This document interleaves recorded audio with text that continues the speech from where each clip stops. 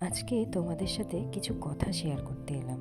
আমাদের আশেপাশে ঘটে যাওয়া কিছু ঘটনা বা আশেপাশের কিছু মানুষের থেকে কিন্তু আমরা প্রতিনিয়ত অনেক কিছু শিখতে পারি।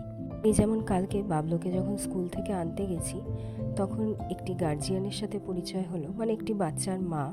তাকে আগেও অনেকবার দেখেছি, কিন্তু সামনাসামনি কোনো দিন কথা হয়নি। এই ধরো যেরকম টোটো করে যাচ্ছি, তখন হয়তো দেখলাম উনি আস্তে আস্তে হেঁটে হেঁটে আসছেন। দূর থেকে যখন কয়েকবার দেখেছিলাম, তখনই বুঝেছিলাম যে ওনার কিছু শারীরিক সমস্যা হয়তো আছে। কিন্তু কালকে যখন ওনার সাথে সামনাসামনি কথা হলো, উনি আমায় বললেন যে আমি সিঁড়ি বেয়ে মেয়েকে আনতে উঠতে পারবো না, আপনি প্লিজ গার্ডকে বলে আমার মেয়েকে নিচে পাঠিয়ে দেবেন, আমি গেটেই দাঁড়াচ্ছি, আমি ক্যান্সারের পেশেন্ট। তখন ওনার মুখের দিকে তাকিয়ে ভালো করে দেখলাম উনি কিন্তু আমাদেরই বয়সী। আর এই বয়সে তিনি ক্যান্সারের সাথে একদিকে লড়াই করে চলেছেন, আরেকদিকে মায়ের দায়িত্ব নিখুঁতভাবে পালন করে চলেছেন। ওনার প্রতি সম্মানটা অনেকটা বেড়ে গেল। ভগবানের কাছে এটাই প্রার্থনা করি, ভগবান যেন ওনাকে সুস্থ রাখেন, ক্যান্সারের সাথে লড়াইটা যেন উনি জিতে যান।